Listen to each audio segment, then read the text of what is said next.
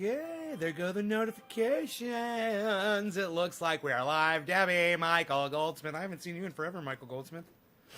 What's up, buddy? Hello, hello, hello. Drew Smith. Hello, Drew.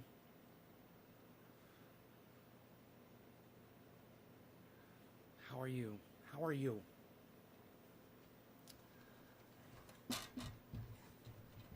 All right.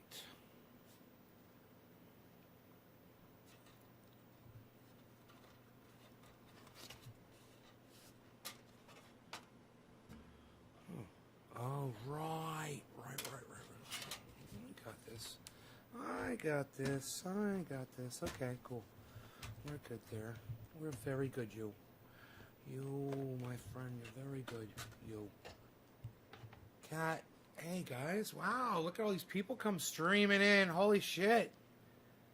The masses have amassed. It's, you know, it's crazy.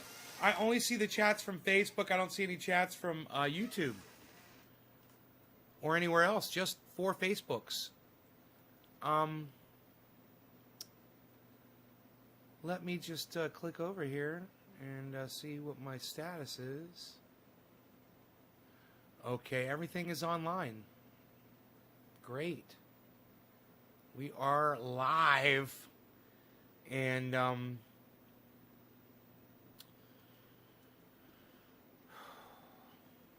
why Ya Beezlin? Why Ya Beezlin? Camera number 1. Camera number 2. Camera number 2. Camera number 1. Camera number 1. Camera number 2. Okay, we had enough fun with that? Are we good? We're good? Why ya Beezlin? Why ya Beezlin? Why Ya Beezlin? Are Ya Beezlin?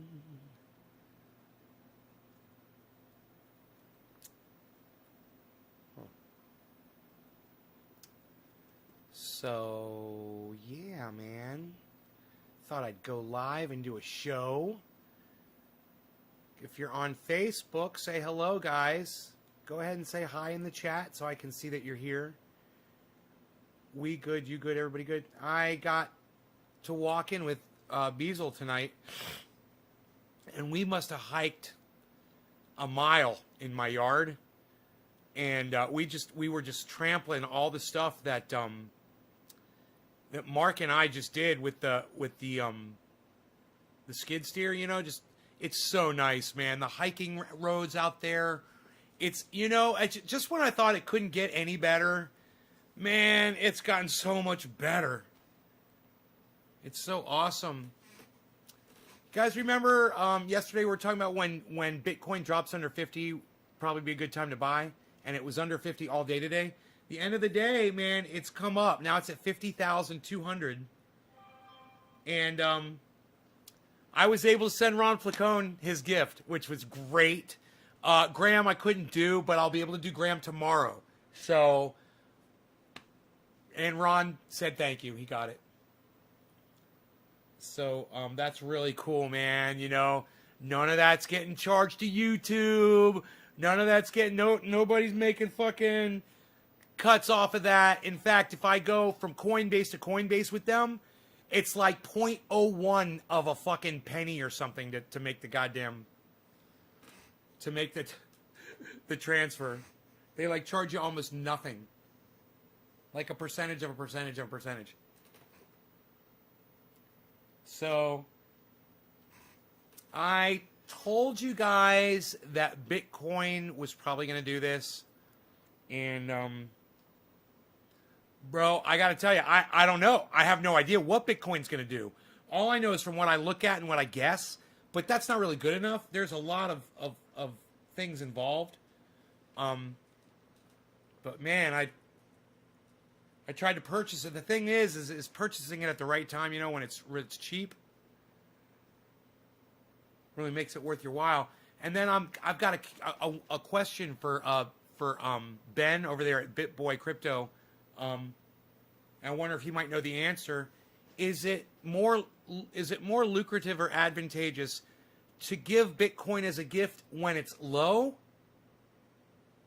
in the market value, or is it better to give it when it's high in market value?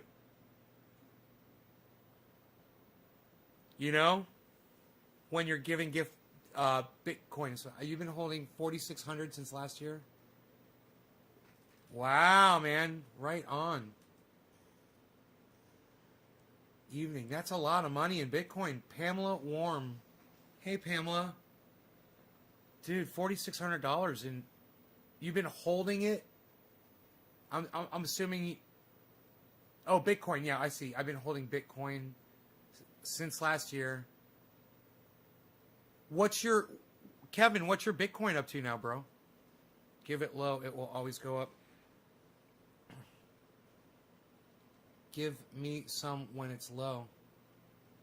I mean, give a gift whenever. If it goes up, it does. That doesn't sound like you really know what you're talking about, Kevin. Yes, I bought in April. April of last year. Oh, yeah. So what'd your 4,600 go up to?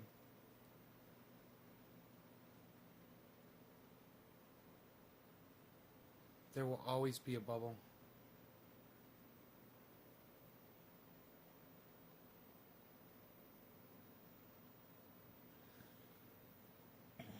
I tell you what it's doing right now is just every 10 years there's an inflation bubble of over. Yeah, you said that.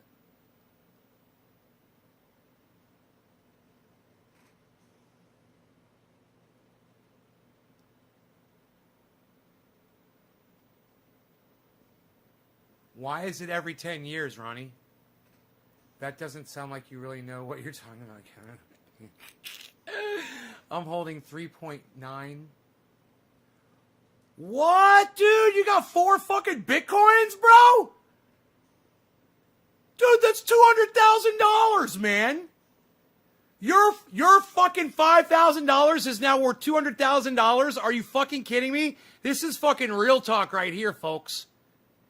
I mean, it's about time. You know, you got somebody come in here and say, yeah, this is what I did, this is what I got, blah, blah, I got 200,000 in Bitcoin.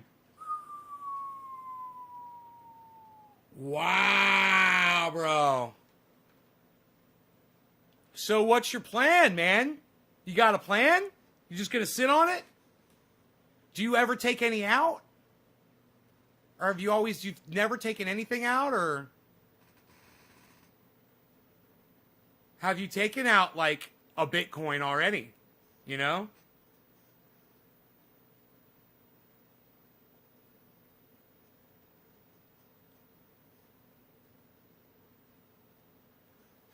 Oh, he said 3.9 coin, you fucking liar. You got 4,600. Okay, it tripled, dude. Okay. It's not $200,000, but it's 13,000, a little bit more than 13 grand. You put in 5,000, now you got 13 grand. That's fucking still crazy. North Dakota finally passed recreational cannabis in the Congress. North Dakota. Huh. Hey, Carrie. Don't call it recreational, all right? Don't be a fucking moron and use the words that they tell you to use. Just call it cannabis legalization or, you know, cannabis regulation or, yeah, I like legislation. Say cannabis legislation. Don't call it recreational cannabis. You're being a fool and you're using their stupid fucking words. So no more of that. All right? All right, Carrie? Free holding 3.9. Yes, made the position free holding 3.9. I don't know what you mean by you made the position free.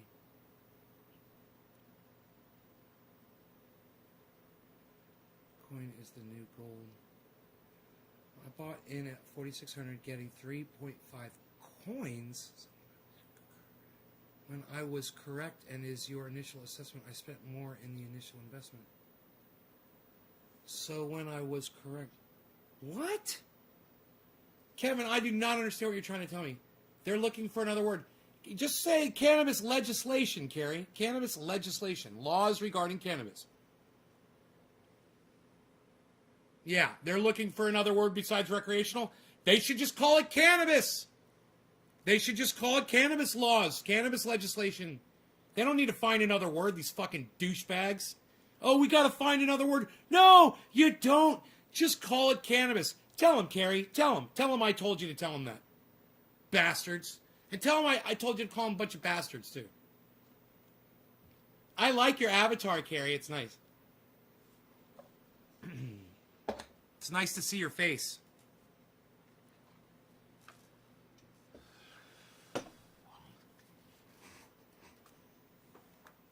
All right, I got some shatter here. Shatter. Shatter. Ah, Shatner. I am in space. Space. The final frontier of Shatter. William Shatner. Captain James T. Kirk. Starship Enterprise. 5-year mission. I don't see why Bitcoin is not the new gold standard, and if currency does go digital Bitcoin. Ronnie, because Bitcoin could fail tomorrow. That's why. It's not gold. Nobody is holding on to a chunk of fucking Bitcoin. It's all electronic. And even though all of you, people out there that say, oh, it's blockchain, so it's safe, what about a virus? What about the power goes out? Like it did in Texas. Let's say some of those Bitcoin blockchain servers were in Texas. Let's say that happens to the entire east coast of the country. Let's say it happens to the whole fucking world, man. Where's your Bitcoin then? So when I think of my buddy, one of my buddies that watches this show, and he invests in gold, and he says everyone should, he's got something to show for it, and he doesn't have to worry about it disappearing overnight. You're sure it's backed up? Well, Ronnie, that just shows you what a fucking idiot you are. You're not even listening to what I just said. Let me rephrase it. What if it's all gone tomorrow, Ronnie? What if you don't have access to it? Nobody does. What if it's all gone?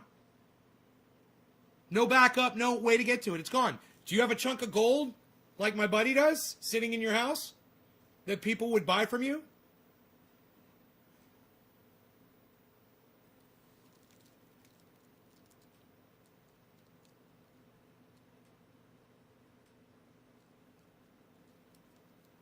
Jason Renzulli?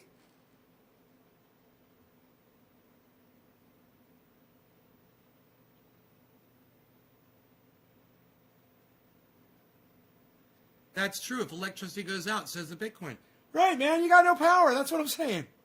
Let's say a huge fucking storm. Let's say that goddamn volcano goes off. It blocks the sun out, man. You're not going to have access to that stuff. There's probably 10 different things that could happen that could take out Bitcoin. And one of them is something as, I don't know Jason overall. I've never heard of him before. I don't know who that is. Hey, Greg, it's good to see you again, brother.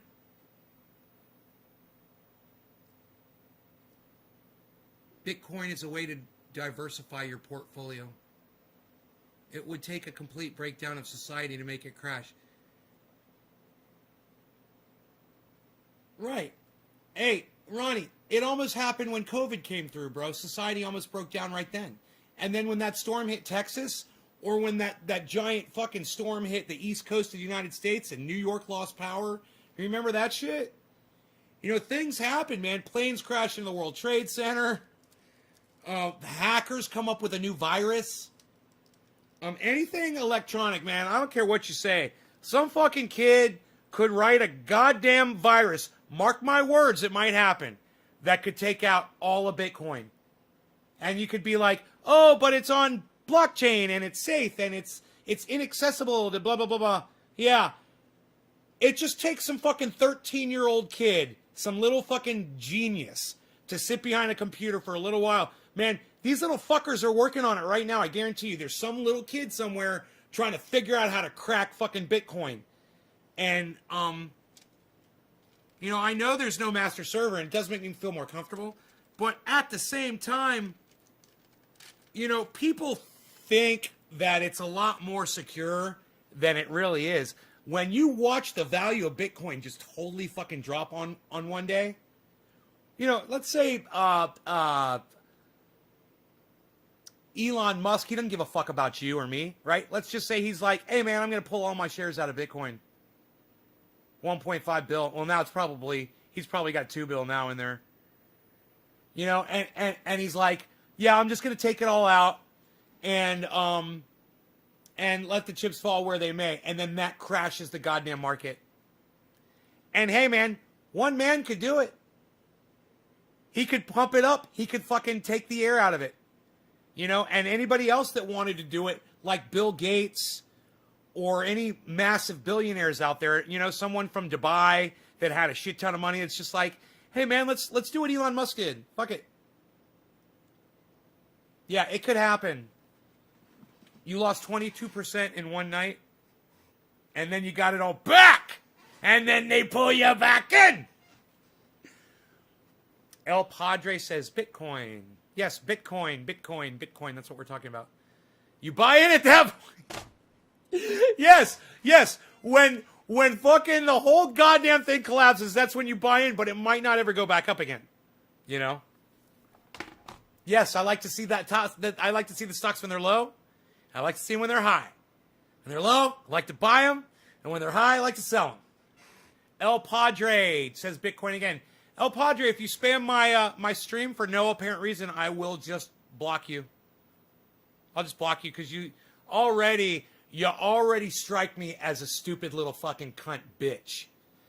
But maybe your computer is just echoing, and that's okay. But if you fucking do it again, bro, outsters. Don't do it again. Don't spam my fucking chat for no reason. You got something to say, fucking say it. We don't take spam. We don't take too kindly to spam up in this chat. You little fucking Halloween troll bitch ass.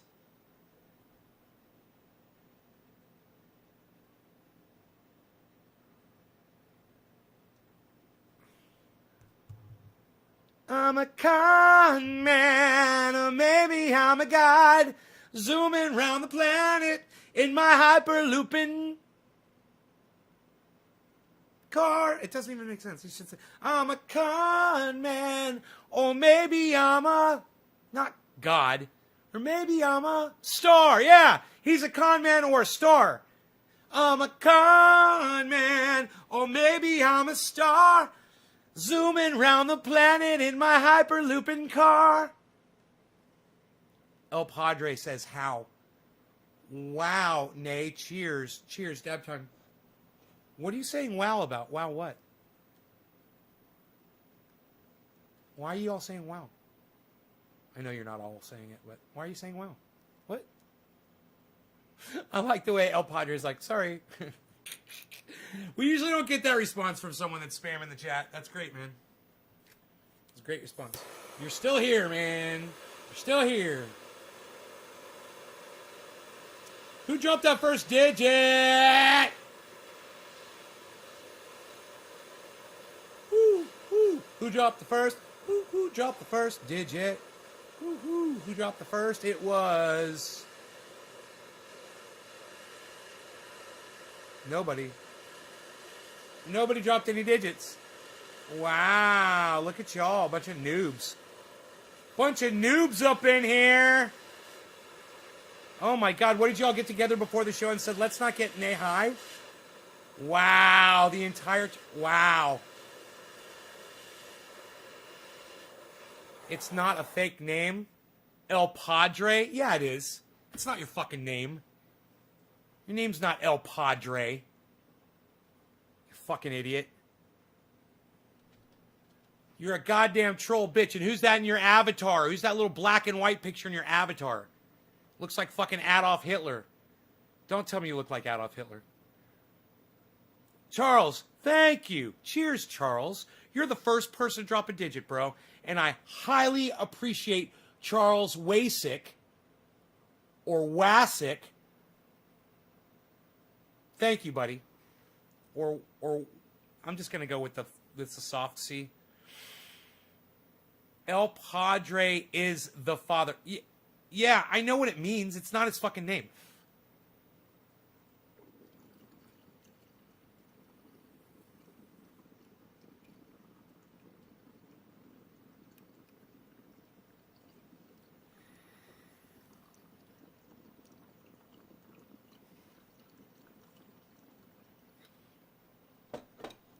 Hey, El Padre, well, fuck police and fuck pigs and fuck cops and fuck you.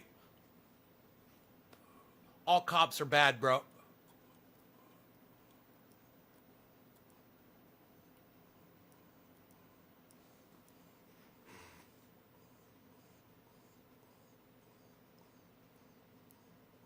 I was close when I said Adolf Hitler. It's a fucking pig, just the same fucking thing. Like the pigs that let those fucking protesters into the fucking Capitol. Fuck them. If they'd done their job correctly, those people would have never made it to the fucking steps. Fucking idiots.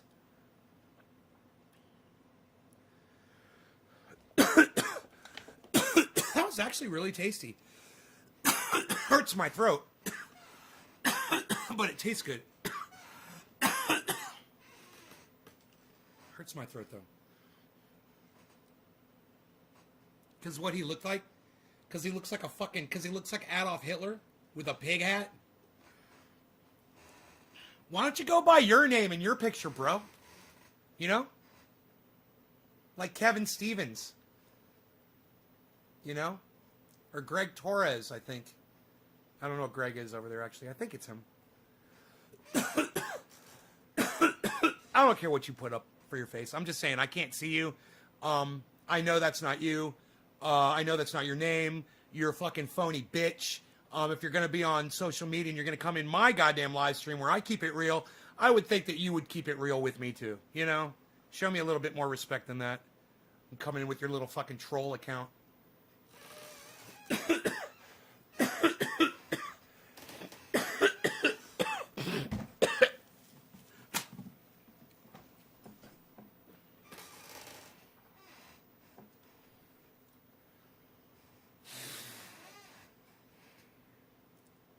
What kind of oil? Shit oil, whose name does not get repeated on my fucking live stream because it sucks. You know, I just realized I sent them a letter back and they never fucking responded, the people that sold me this garbage. Now that it hurts my throat, I'm remembering it. Isn't that funny? Yo, have a good time. All right, keep ablazing.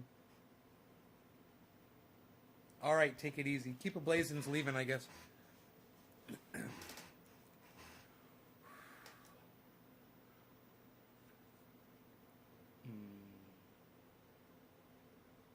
I guess Keep a Blazin' got upset because I couldn't see his face on his fucking live, on his avatar. Did you get upset, Keep a Blazin'? Did I hurt your feelings? Freedom. Freedom.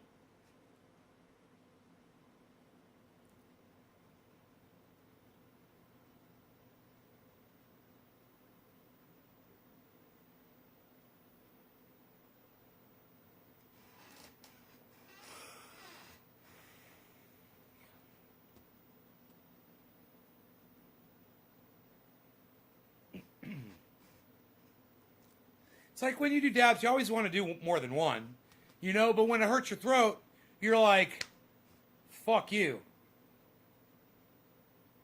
You know, why would I do that? Why wouldn't I just grab my rosin and smoke some of that instead, even though I'm almost out? It's smoother, and it'll get me just as high, if not more high. I'm a con man, or maybe I'm a star, zooming around the planet in my shitty tunnel car.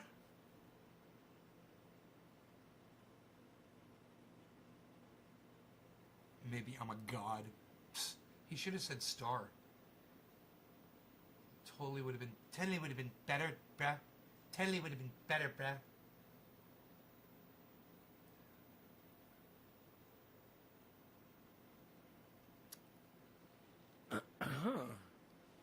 Oh, here it is. Oh, I've got just enough for several dabs.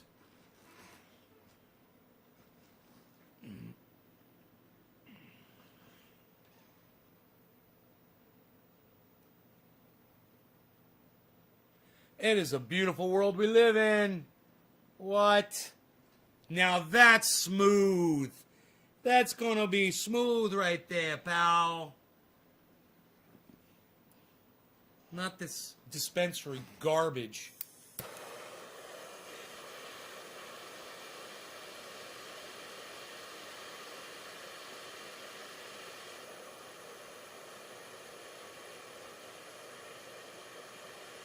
Hey, I wonder how my blood pressure's doing. That thing, that watch doesn't check the blood pressure. It doesn't even have a health monitor. It does have a step counter. But, yeah, I was like, hey, it's quarter of the hour. Who am I smoking for? Who's dropping digi-doos on me? Who's dropping digits? Charles. Come on, who else is going to drop a digit? You guys, are you serious? You guys, none of you guys are sharing this video on social media anywhere and dropping a digit in here to tell me that you've done so? Have any of you shared this on social media?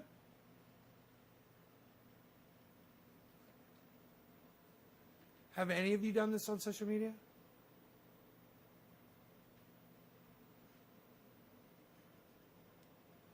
Hey, Doc Allen, Docky, Doc, you saved the dab. Thank you. Cheers.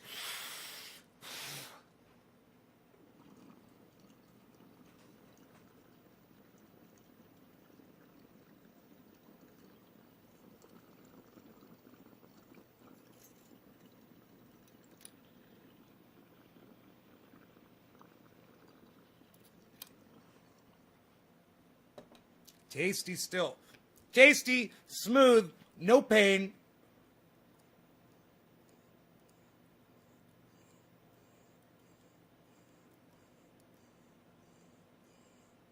My rosin that I squish is better than fucking shatter. Higher quality.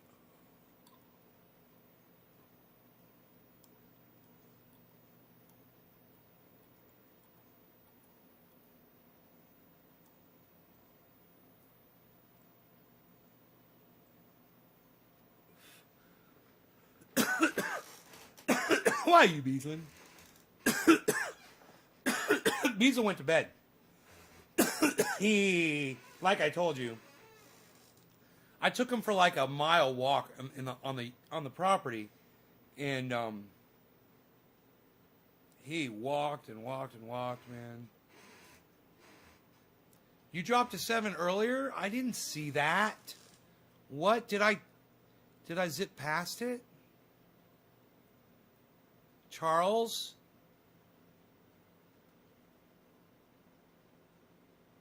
Bro, dude, did you see it come up on my screen?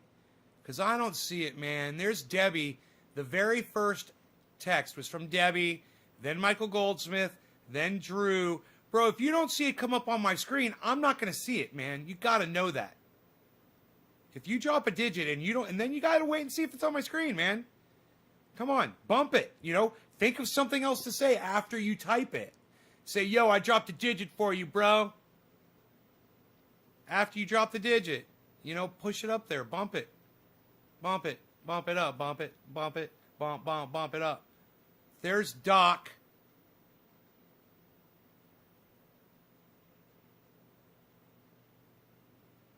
Yeah, that's after Charles. Doc. Doc's 3. Randy's 3.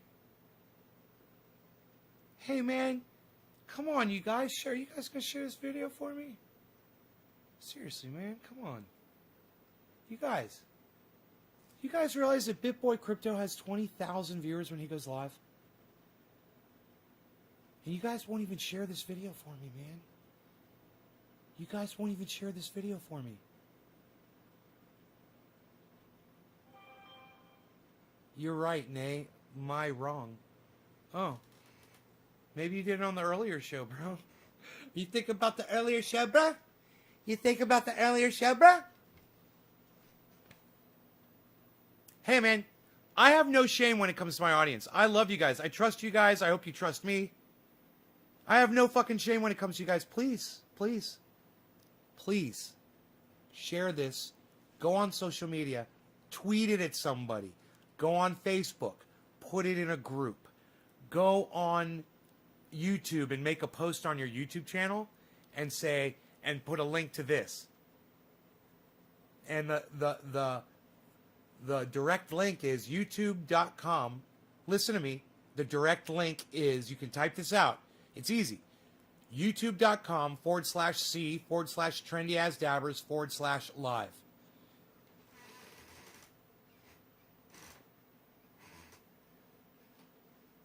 That's the link, and it should work still.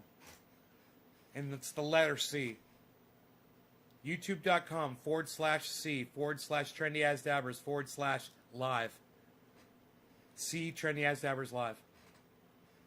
Separated by forward slashes.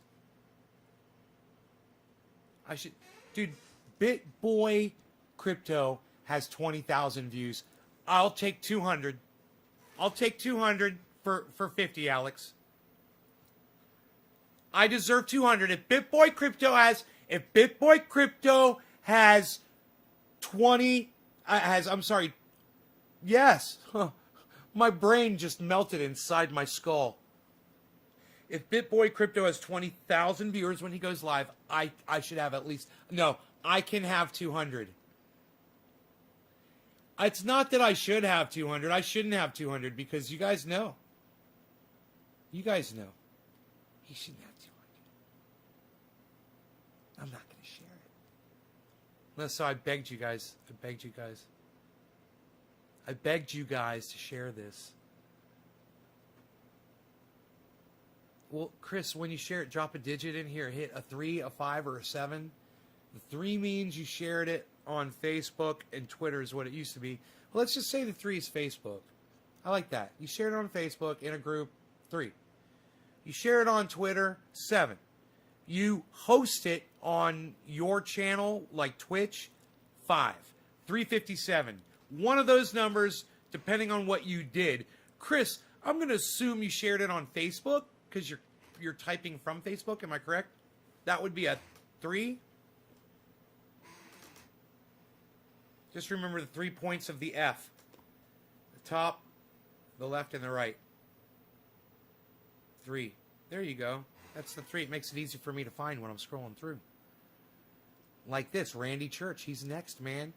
Randy Church. We're doing dabs, bro, and I'm gonna end up finishing my dabs. God,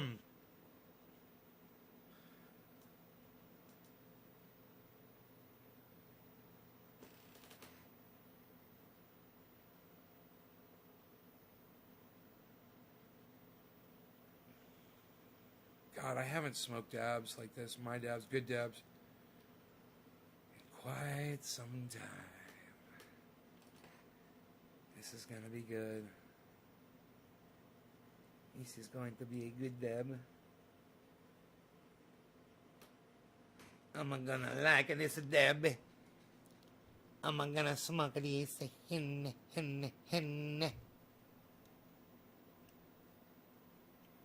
Tiffany. Hi, honey. How are you? I'm sad. People haven't been sharing the video. It's not doing really good. Is your face melty? Is my face melty? You mean, are you making a comment about my Bell's palsy?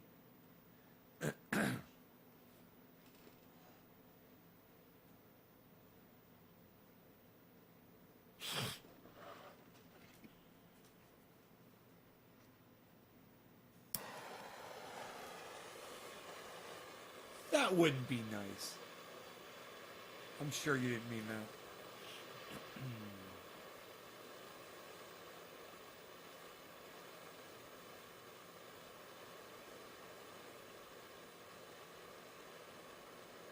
It works.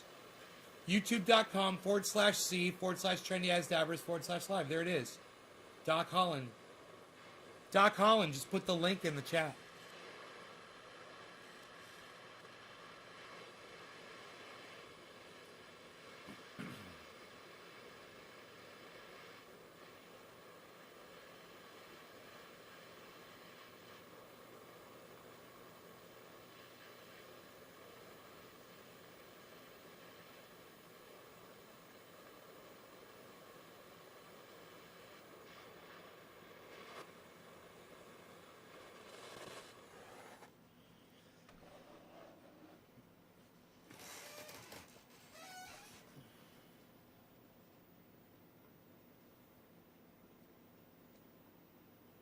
You'll share the video now. 3 groups. Tiffany, thanks. Thank you. You made my life better. I wish more people would share it, man. I can't get viewers unless people share it. I don't know what's up. I don't think people want to see my show, man. I just don't think people want to see my show. You know? There's really no excuse. Except for me and the quality of the show, or the lack of quality.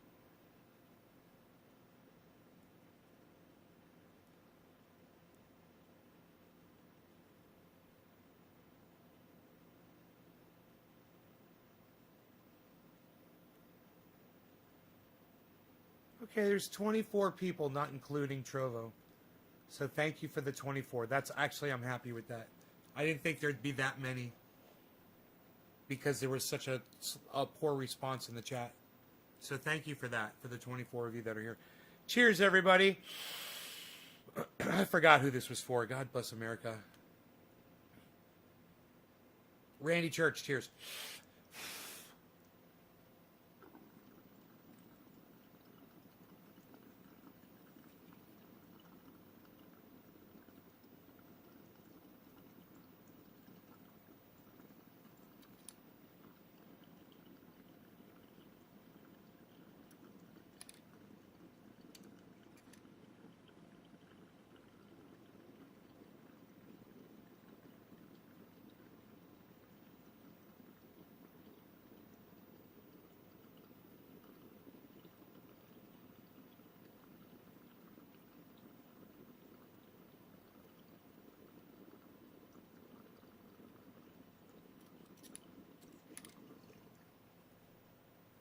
Still smoking.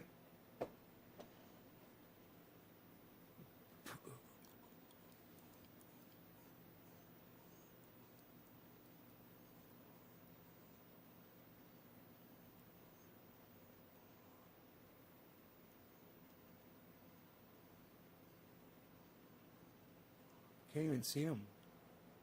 They're invisible. It's probably the green screen is blocking the light that shines down right here. Fuck. It is. There's a shadow right here on my hand. I can see it.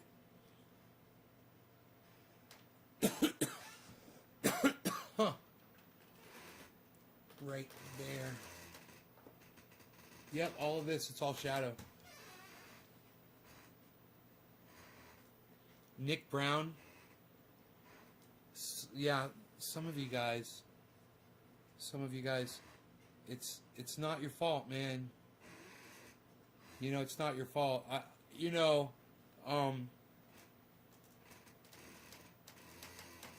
don't deserve to have people watching the show, man.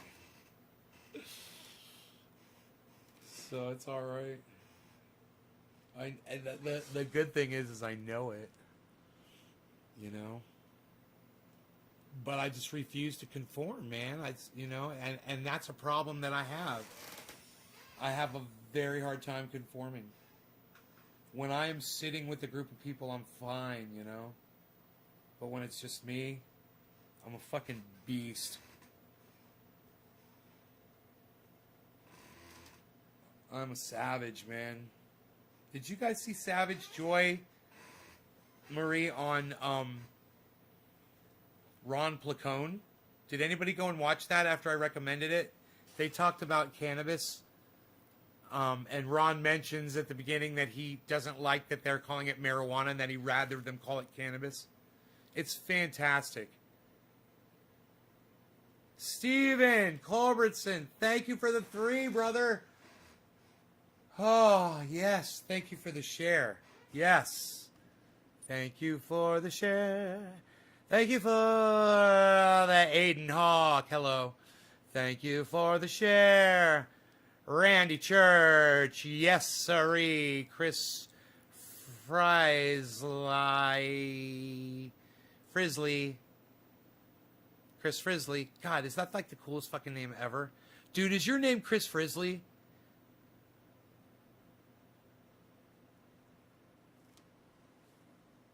Chris, is your name Chris Frisley? Is that really your name?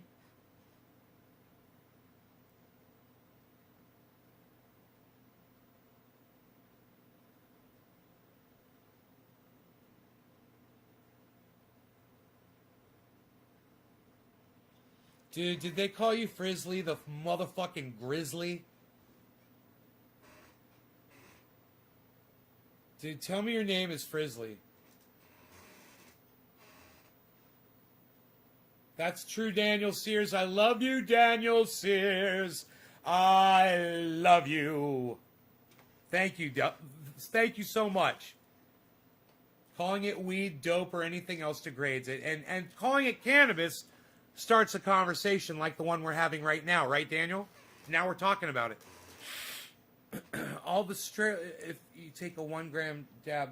See, spacebar, that's the problem. Is all the things, spacebar, that I offer you on this show, and you still demand more in order to just hit a button for me. Do you realize that?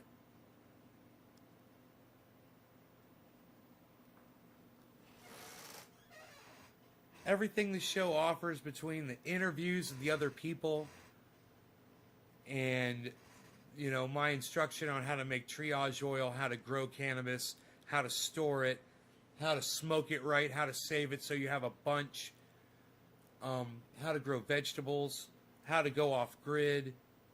None of that's good enough for you, huh, Spacebar? I got to do more for you to just share it, for you to just share the video.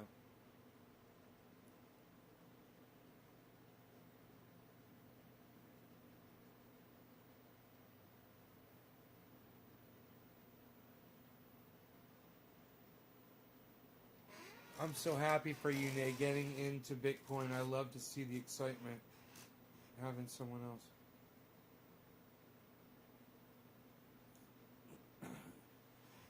You're excited to see me get into Bitcoin? Would you still watch me if I wasn't into Bitcoin, bro?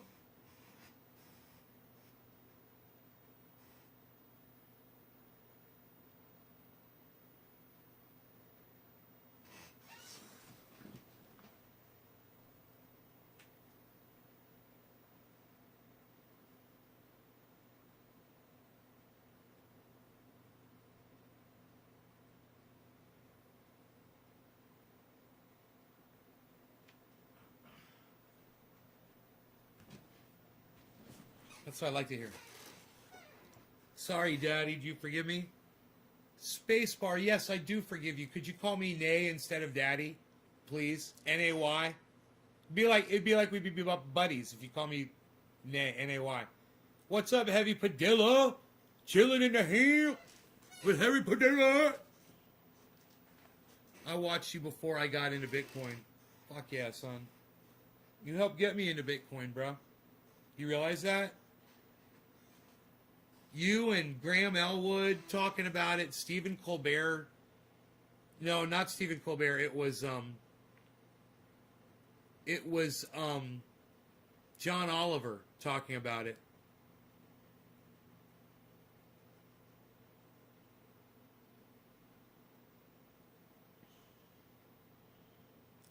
Ron Placone and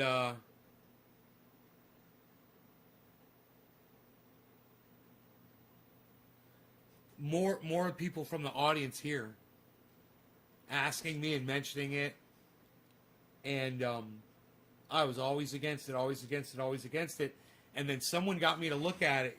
I heard what it was doing. I heard it was at 30, then it went to 33, then it went from 33 to 47, to fucking 47. It blasted, and it was 55. I was like, I think I'd be stupid not to get into it. I'm always saying, I've got this money and I don't know what to do with it and blah, blah, blah, blah.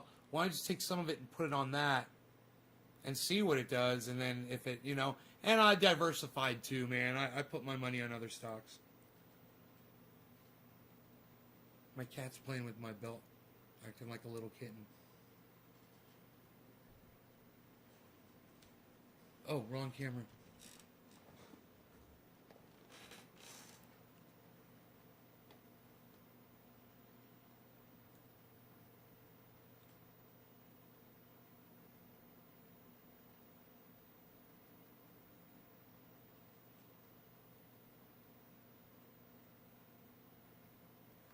It's like he knows when I put the camera on him, man. Little fucker.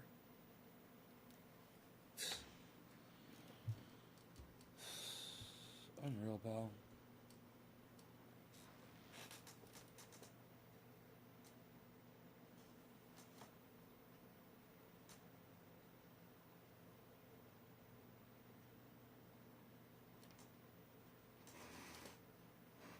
Yeah, I know, Killer GB. I know it's been you, but you're not the only one. You're not the only one that's been coming in talking about Bitcoin. There were several people.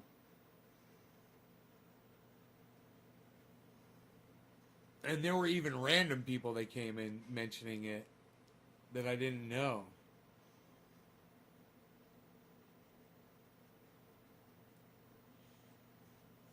But, you know, you were mentioning it, and I was like, yeah, I know. I'm hearing what it's doing because it's all over the fucking news.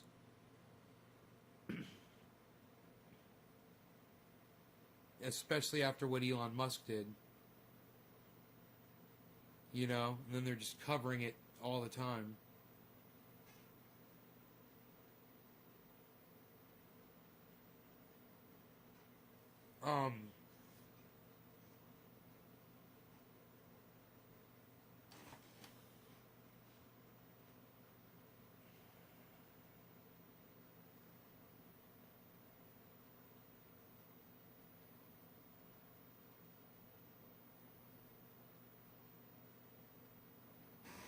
Um, uh, does it, Killer GB, were you here when I asked, does it matter if you send someone a gift of Bitcoin when the market's low or when the market's high? Does it matter to either you or them? Or is it the same regardless what the value is at that time? It's...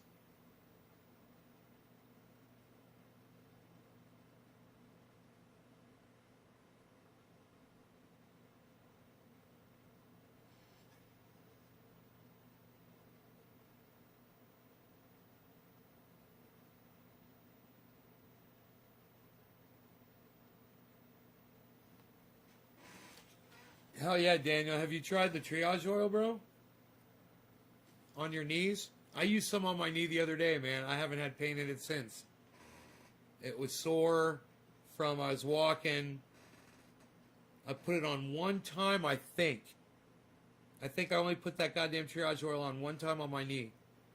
I've been, like I told you, I walked a mile today up all over my goddamn mountain. Put these roads in, they're so sweet. Dude, I haven't even taken the rocks around there yet. But I've driven all over it with the quad. It's so nice, man. It's so nice and level.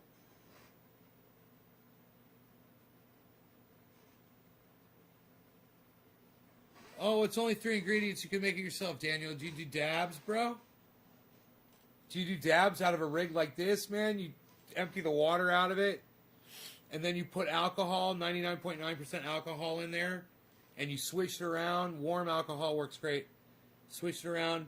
It loosens all that stuff up, and it completely liquefies it. It goes in the alcohol.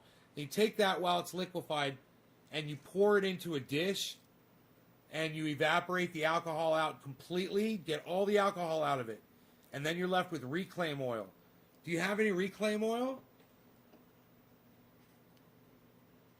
Have you saved any reclaim oil?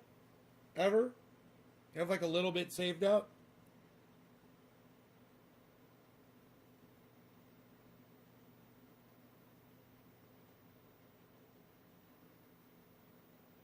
I've been saving reclaim oil since my first house. I did a video in my first house about reclaim oil. Here in California.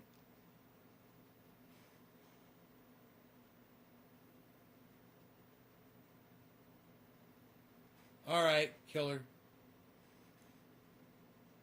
I'm sending them both the exact same amount.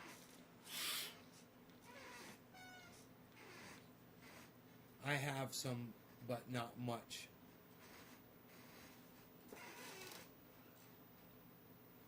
I have some, but not much.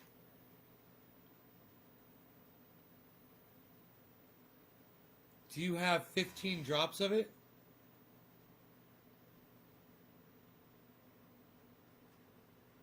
You have 15 drops of reclaim oil?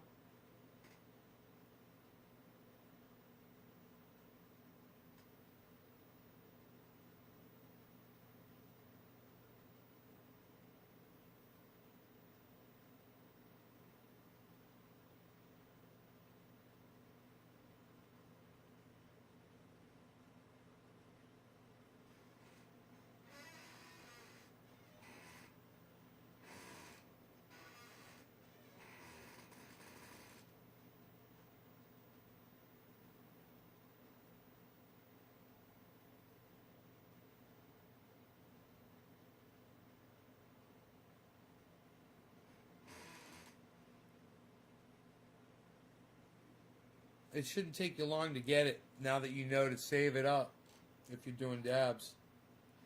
I mean, shit, you don't even have to do the reclaim. You could just take the dabs and decarboxylate them 275 degrees for about 10 minutes.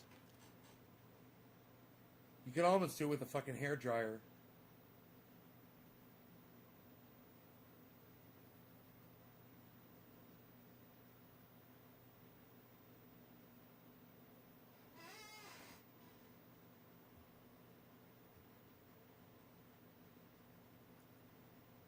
You mix 15 drops of 15 dabs, 15 drops of dabs. They're not 15 dabs. It's 15 drops of reclaim oil, right? With 15 drops of coconut oil. Mix those together, liquefy them. You just have to get it warm enough to liquefy it. It doesn't have to be super hot. Once you liquefy that, get 1 ounce, get a 1 ounce jar, and you put 1 ounce of coconut oil in this jar. Take your now it's 30 drops, it up, and you've got this. And you get the peppermint oil from Amazon or all over the internet. They've got peppermint oil. Just get a good quality peppermint oil. And be careful, peppermint oil is dangerous. It's very strong. It's very strong. It can blind you. I put a couple of drops of peppermint oil in this to train the dog when he was younger. I would just spray a little bit on anything that he would chew on, and he wouldn't fucking go near it.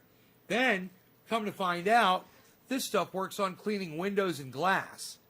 You fill this up with water, you put a little bit of fucking peppermint oil in it, and it streak-free glass cleaner. I don't know if anybody knows about that. I don't know if I made that up. I mean, I know I made it up, but I don't know if people already know about it. But I'm telling you right now, fucking peppermint oil is glass cleaner. It smells nice, it dissipates, and it's streak-free fucking glass cleaning. Here. Check this out. Watch this. Alright? Watch this. Look at how fucking dirty this is. With the fingerprints and the fucking smudges all over it. Watch this shit.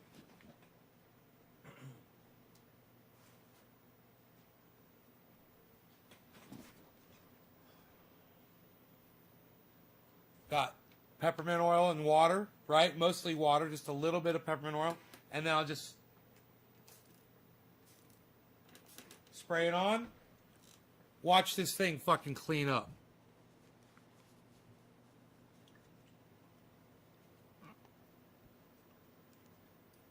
Look at that shit now. Dude, you're reading the logo through the glass.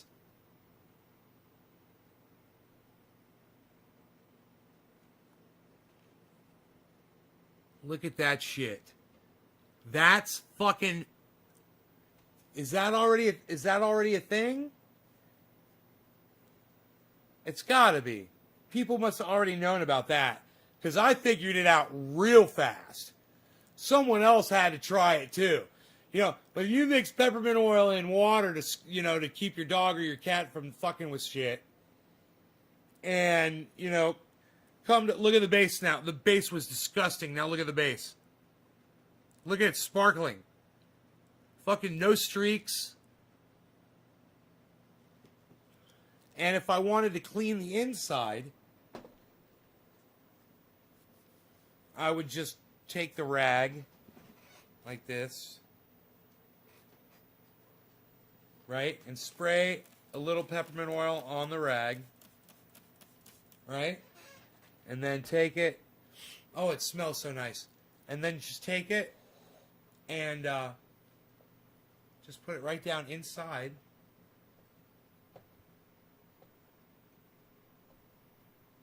Right? Just like this. Don't press it down too fast because you'll shoot water out of your bowl. And just leave enough up that you can hold on to. And then just grab it by the base and just start twisting.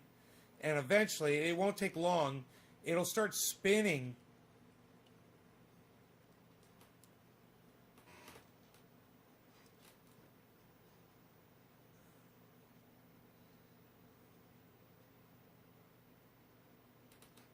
Inside there.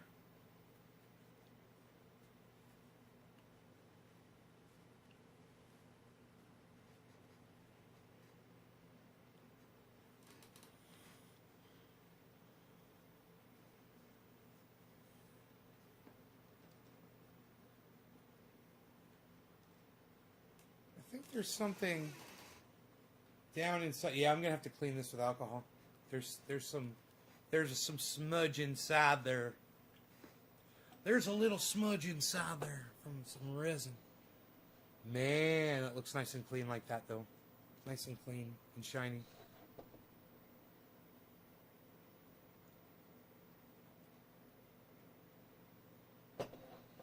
Bro, I use it on my glass on my windows. I did it today. I cleaned it cleans where the dogs from next door come over and they're muddy and they're wet and they put their paws against the glass and they put their nose against the glass and you can see smears all over that fucker.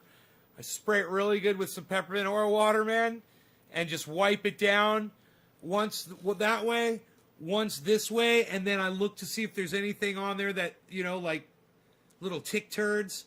Fucking see a little tick turd, a little mid shit on there. A little mid shit, fuck them midges. You guys know what a midge is? Who knows what a midge is? Who knows what a midge is? I watched Dave Scott. So I think his name is Dave Scott. I know what a midge is now.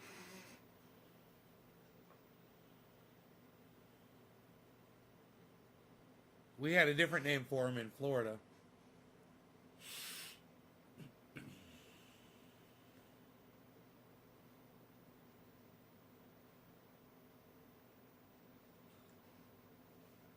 No idea, huh, you guys? You got no idea what a midge is?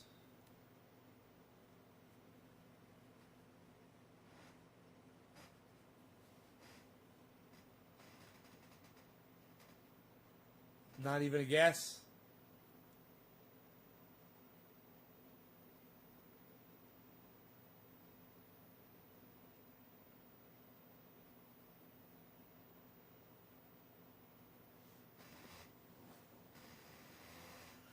That's right, Killer GB. It's a no-seum. No, Killer GB got it, man. It's a no-seum. That is correct. A midge is a no-seum. They are little fucking bastards. Just thinking about them makes my fucking skin itch. You know? Oh my god. Those things make your skin crawl, bro.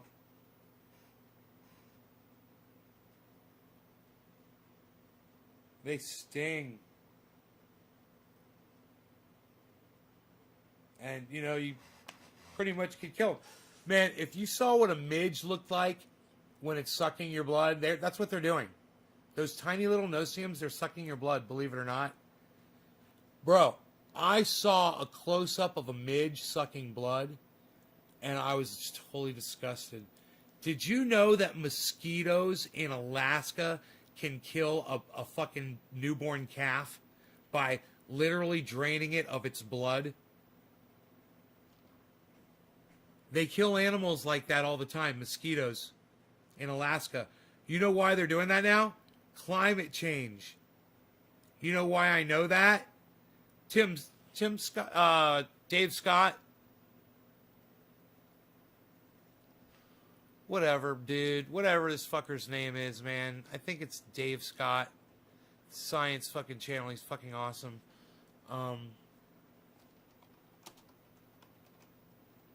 He's talking about cicadas.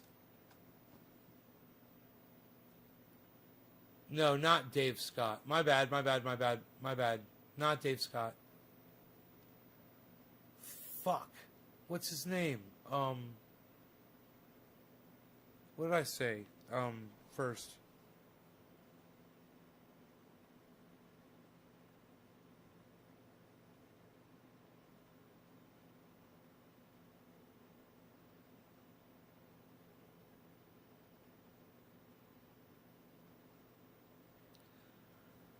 Maybe he doesn't use his name. Hold on.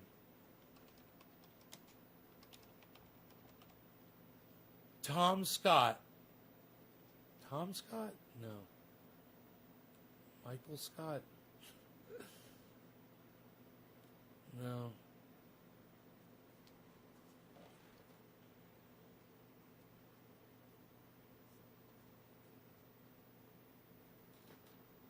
I forgot his name, man. I forgot his channels. Maybe if I go through my library, I'll see some of his...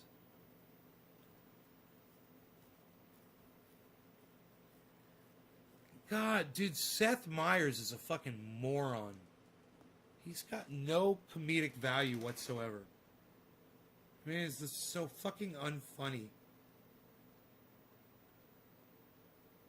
He's so not good, you know? I can't think of another way to say it. He's really bad at comedy.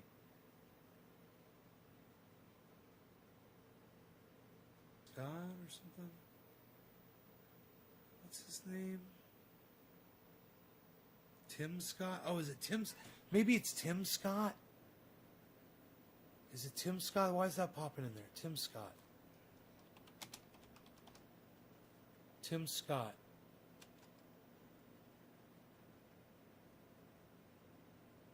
No. No.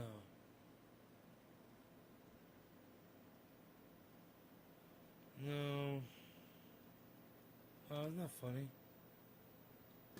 Isn't that funny? I forgot this guy's fucking... I forgot his name.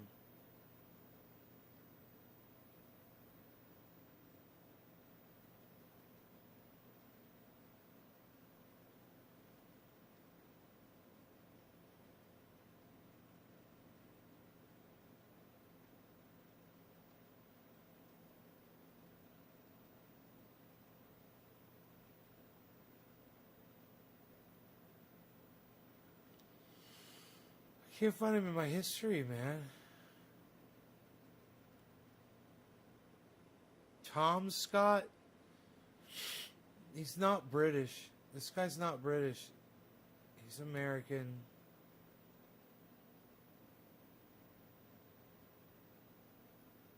It's so funny. It'll come up. I'm gonna find it any second now. In my watched videos.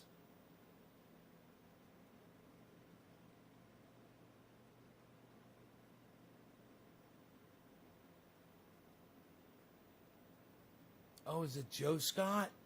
Dude, I think it's Joe Scott. I think it's Joe Scott. Joe Scott.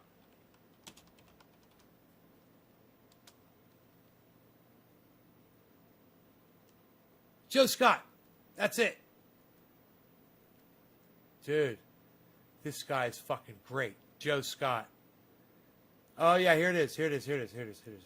You guys are going to love this. You guys are going to love this. You're going to say, like, oh, I've seen this guy. You're all going to be like, oh, yeah. This video is brought to you by Curiosity Stream and Nebula. Check out the teaser to my new Nebula original series at the end of this video. Remember the show Silicon Valley? I thought it would be fun to start this video off by talking about what is probably one of my favorite scenes in that entire series. Except for Middle Out, of course. It's in the first season when the Peter Gregory character was still on the show, which, by the way, they killed off that character because the actor died in real life. I didn't realize that. It's pretty sad. Anyway, in the episode, a couple of guys who run a business that Peter's venture capital firm had invested in were coming to him trying to get some kind of loan because they had hit a problem and they were going to have to lay off some people if they didn't get some extra money. So they're in there, they're desperate for money, they're trying to save their business, and he can't stop talking about Burger King. Or, as he referred to it, Burger King.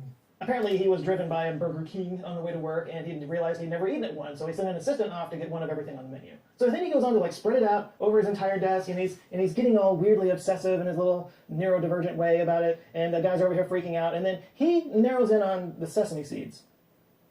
And then starts mumbling about cicadas. Cicadas? Anyway, the point is, he connects the dots in his head to figure out that there are only 3 microclimates around the world where sesame seeds grow. And 2 of those 3 have cicada populations, one of which broods every 17 years, and one of which broods every 13 years. And he figures out that next year, in the show anyway, both of these were going to line up, leaving only Indonesia as the only place in the world that has sesame seeds to put on the billions of Burger King buns that would go out around the world. So he invested in Indonesian sesame seed futures and was going to make enough from that to be able to give these guys the money that they needed. It's just such a brilliant solution, and it's a great scene, and of course it got me curious if this was something that had ever happened, because there are definitely 13 and 17-year cicada species, so I started to think, like, has that ever been a thing where those came up at the same time and disrupted agriculture in some way? So I nerded out on cicadas and started doing a lot of research online just because I wanted to know the answer to this, and I found a website that, holy God, if I was nerding out on cicadas, this guy is a cicada super nerd. It's called Cicada Mania, and it tracks different broods of cicadas all around the world. It has a little feature here where you can enter your location and find out when cicadas are going to brood where you live. It has entire pages on different species and their characteristics. Oh, and when you scroll over a link, the cursor,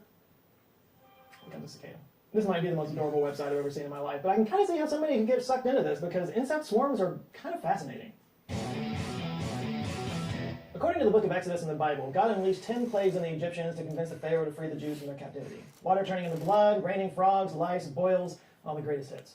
And one of them involved locusts. They covered the face of the whole land, so that the land was darkened, and they ate all the plants in the land and all the fruit of the trees that the hail had left. Not a green thing remained, neither tree nor plant of the field, through all the land of Egypt. That was dramatic.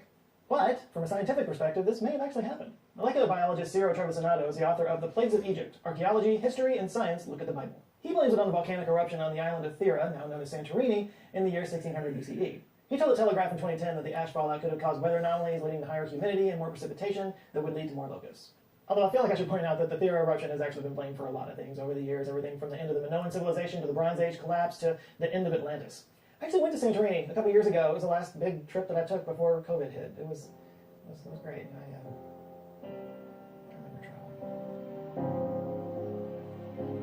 But weather anomalies have definitely led to locust plagues before. In fact, they're still dealing with the fallout of a swarm last year in 2020 in East Africa and Western Asia. In 2018, cyclones dumped a ton of water on the Horn of Africa, Oman, and Yemen. And this created breeding grounds for locusts that caused all the swarms that happened last year. In fact, the 2020 swarm is one of the worst outbreaks in over 100 years. It was reported that one swarm was 40 kilometers wide by 60 kilometers long. That's big enough to cover the city of Paris 24 times over. Desert locusts are basically a type of grasshopper. What sets them apart from other types of grasshoppers is that they have a tendency to go from a shy, unremarkable animal to a friggin' destroyer of worlds. What, does that sound over the top? Because it's not. Desert locusts, as the name implies, are used to dry conditions. They live sparingly, they're in survival mode most of the time, until it rains. When the rain starts to fall, they basically turn into gremlins and multiply. By the tens of billions. They gather together in what's called the gregarious phase, and this helps them to produce a hormone that causes all kinds of different transformations. They change color from green or tan to a bright black, red, or yellow, and their bodies get smaller, their endurance... And a very important, I should realize, with global warming, we're going to be getting more rain events. With more rain events, you might see more of these guys in the near future.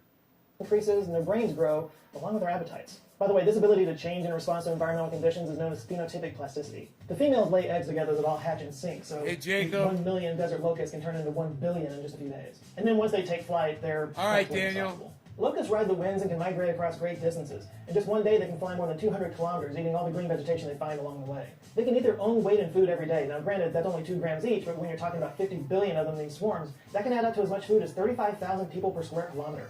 A swarm in West Africa from 2003 to 2005 resulted in $2.5 billion in harvest losses, according to the UN Food and Agriculture Organization. In fact, they call the desert locust the world's most dangerous migratory pest, affecting the livelihoods of 1 in 10 people on the planet. So, why talk about insect plagues? That's why. Now, swarming behavior is pretty common around the world. Fish, ants, bats, even snails get their swarm on. But a handful of animal swarms stand out above the rest, not only affecting people's livelihoods, but decimating crops around the world. So let's start with everybody's favorite parasite, the mosquito. Some fun facts about the mosquito. There's more than 3,000 different species of them. 176 species are recognized in the United States. Some can transmit diseases like dengue, West Nile, encephalitis, filariasis, malaria, and yellow fever. And they contribute to almost 1 million deaths worldwide each year. Now, not all mosquitoes actually bite you. It's only the female ones. They suck your blood for a blood meal so they can get protein to make eggs. And mosquitoes have been around since the Triassic period, so much like cockroaches, they're probably not going anywhere. And like locusts, heavy rainfall can increase their numbers. For example, the inland floodwater mosquito can lay up to hundreds of eggs at a time, and those can stay dormant for up to 10 years. And if at some time during those 10 years there's some extra rainfall and the lakes and rivers rise up enough to cover those eggs in water, they can all hatch at once, releasing millions of mosquitoes all at the same time. Fun! Oh, and do you know which state has the worst mosquito problem? It's not what you think. And it's not Texas, even though we love to complain about our mosquitoes here all the time. No, it's Alaska. Which kind of blows my mind. I always think of mosquitoes as being tropical. But yeah, Alaska has over 35 mosquito species, and their swarms are so huge they can actually disrupt animal migrations. Caribou especially, because the swarms can actually cause them to go away from their normal feeding grounds, which can lead to malnutrition and extra stress, which reduces their population. Mosquitoes have actually lowered the population of caribou in Alaska. Now, why are there so many mosquito species in Alaska and other Arctic regions? 2 words. Climate change. In a study published in the Proceedings of the Royal Society B in 2015, researchers found that mosquitoes are very responsive to environmental temperature changes. They said, quote, a warmer spring and earlier pond thaw in 2012 resulted in a mosquito phenology that was advanced by 2 weeks relative to 2011. In fact, they found that for every 1 degree Celsius increase in temperature, the amount of time the mosquitoes need to grow decreases by 10%. And that means less time exposed to predators. The faster they go through these life stages, the better off they are, one of the researchers, Lauren Kohler, told National Geographic. If you're only exposed for 20 days instead of 24, that's good for you. That's 4 days you don't have to worry about being eaten. Not so much good for the caribou, though. Depending on where they are, they might run to higher ground, or they might run to windier areas, or areas with more snow and ice, coincidentally areas that have less vegetation to eat. And also, the earlier arrival of the mosquito, because of the warmer weather, actually coincides with the birth of new caribou calves. And yeah, this is how bad the mosquitoes are out there. They can swarm a caribou calf and drain it of all of its blood. Make sure you pack some off next time you go to Alaska. Or Louisiana after a hurricane. Yeah, last year in 2020, along with every other disaster that we had going on, Hurricane Laura unleashed massive numbers of mosquitoes, enough to kill deer, cattle, and horses. An agricultural expert named Jeremy Hebert claimed that he'd never seen anything like it in his life, and that, quote, as soon as you would walk outside, your legs would turn black from the sheer amount of mosquitoes. Ugh, mosquitoes are the worst.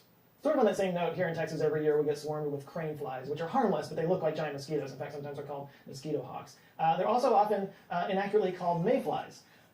But mayflies are something else entirely. In June of 2019, meteorologists noticed a massive dense storm on their weather radar on top of Lake Erie, even though there weren't any reports of any rain there. That's because it wasn't a cloud. It was a mayfly swarm. There are more than 3,000 species of them worldwide, with more than 700 species in North America alone.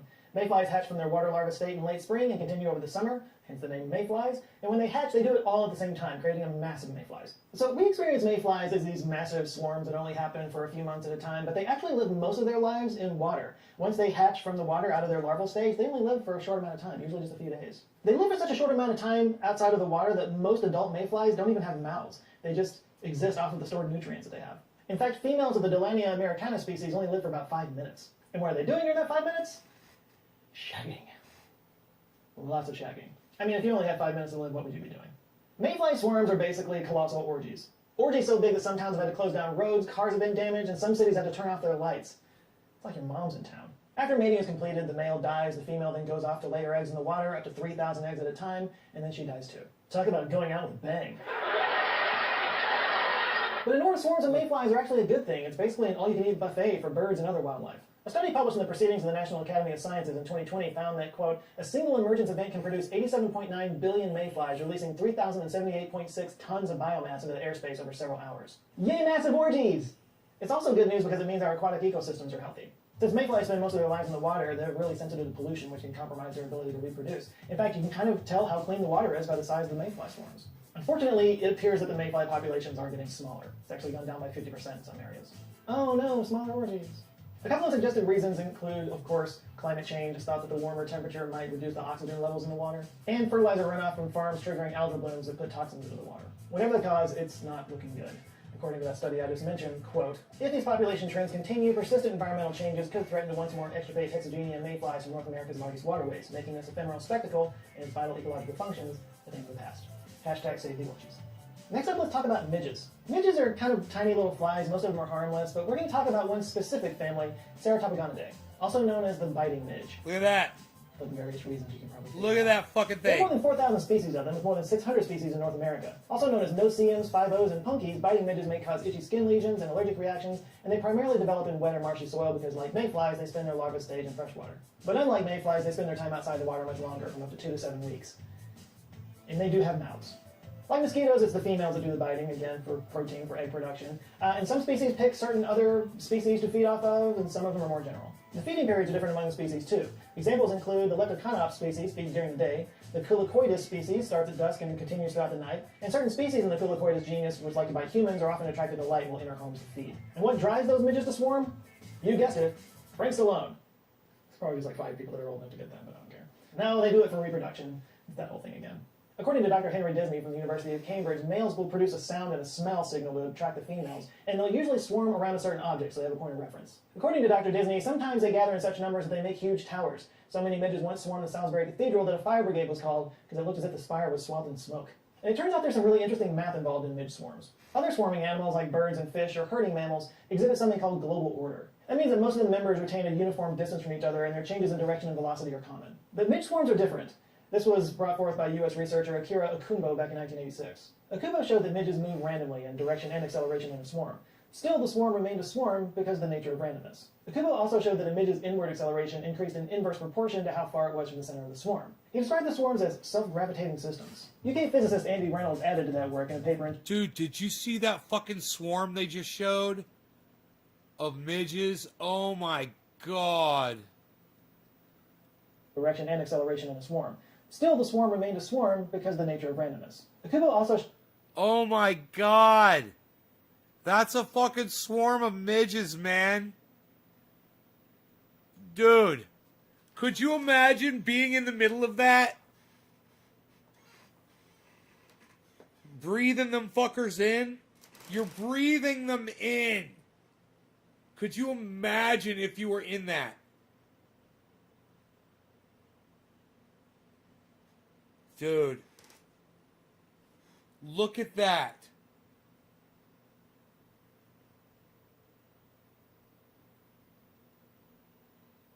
Oh my god. So Joe Scott's channel rocks. You guys, you should all subscribe to Joe Scott and let him know Nays Garden sent you. Not that he cares. He's huge. He's wower than Harlem, baby. He's got fucking 1 million subscribers. He's wower than Harlem, kid.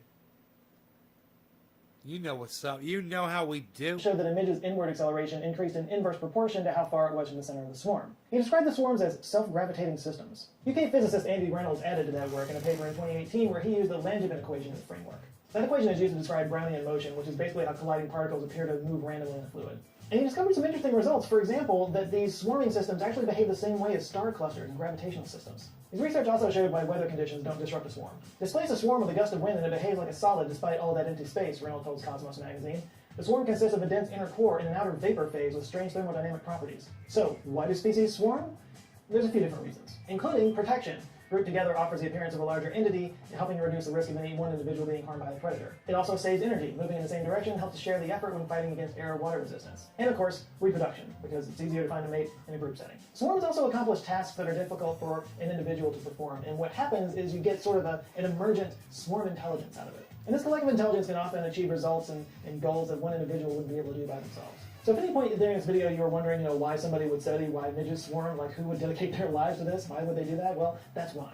Because there's a lot that we can learn and apply when we study how emergent intelligence comes out of very simple creatures following simple directions. For example, learning about swarm behavior could help finesse drone or robot behavior, maybe even help control how information is spread through social networks. According to Dr. Maria Orsagna, bats can teach drones how to navigate confined spaces without colliding. Fish can help design software for safer driving. And insects are inspiring robot teams that can assist search and rescue missions. And with 7 billion interconnected people on this planet, it's kind of hard to argue that we're not swarm animals ourselves, especially when it comes to our sharing of information. Collective swarms of human behavior can lead to destructive mobs or spreading of misinformation. Or our collective behavior can produce breakthroughs in science and technology that can improve the world in a myriad ways. Understanding swarm intelligence can give us a better handle on which direction we could go as a species. So, maybe there's something we can learn from those little bloodsuckers. By the way, I mentioned at the beginning of this video the locust problem that they're dealing with in Africa. They're still recovering from that big swarm from last year. Well, if you would like to learn more about that, I can highly recommend the show Locust Swarm on Curiosity Stream. Part of the Bright Now series that covers all kinds of global topics, Locust Swarm looks at the issues around the desert locust in the Horn of Africa and the Middle East, as farmers, scientists, and UN bureaucrats work to combat swarms of up to 50 billion locusts that can consume as much as the entire nation of Kenya in one day, and how they're relying on ancient as well as modern techniques to turn the tide. This is, of course, just one of thousands of documentary series that you can find on Curiosity Stream from some of the best documentary filmmakers around the world. It was created by the guys behind the Discovery Channel, so you know it's legit. Plus, when you sign up for Curiosity Stream, you get free access to Nebula, the streaming service I'm a part of, as well as many of your other favorite science communicators. It's where you can watch our videos ad-free, and it's also the home of exclusive Nebula originals that you can't find anywhere else, including, drumroll please, my own Nebula original series that I can finally reveal to you guys. It's titled Mysteries of the Human Body, and here's a sneak peek. The human body. Chances are you have one, and you probably think you know it pretty well. But have you looked inside? Some weird stuff going on in there. From our earliest days, we've been trying to understand the human body. What makes it work, how we can make it work better, why do things go wrong? Okay, I'll probably get in a lot of trouble for this one. That's got to go away.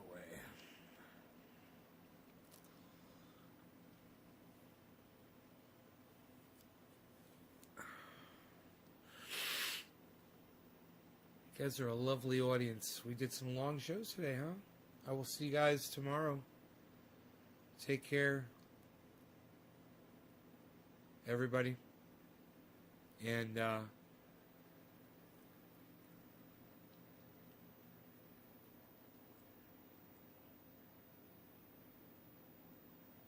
check out my friends Ron Placone and Graham Elwood. Go watch their shows. They're fucking awesome. Check out their channels on YouTube. Ron Placone, Graham Elwood. Ron Placone, Graham Elwood. Ron Placone, Graham Elwood. Check out Graham Elwood's movie on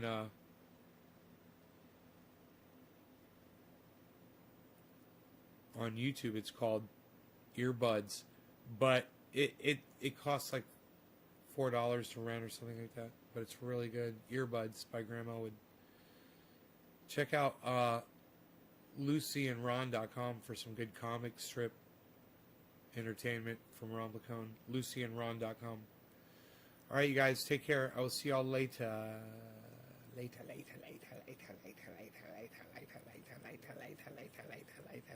Goodbye. Goodbye. Goodbye.